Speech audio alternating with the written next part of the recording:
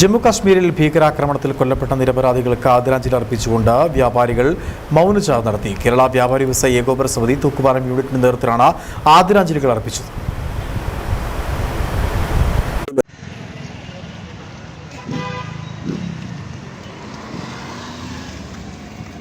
രാജ്യത്തെ നടുക്കിയ ഭീകരാക്രമണമാണ് ജമ്മു കാശ്മീരിൽ നടന്നത്. നിരപരാധികളായ ആളുകളാണ് അരുംകൊല ചെയ്യപ്പെട്ടത്.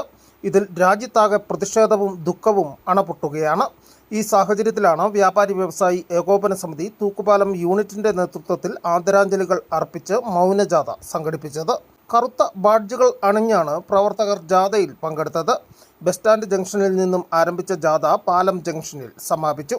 വ്യാപാരി വ്യവസായി ഏകോപന സമിതി Thookkupalam unit president PM Sali, secretary Shreyas Bhadran, PN Chintha, TK Thomas, K Subair, Hussain Modern, Sunil Arakkulam തുടങ്ങിയവർ നേതൃത്വം നൽകി. News bureau, Udumbanchola.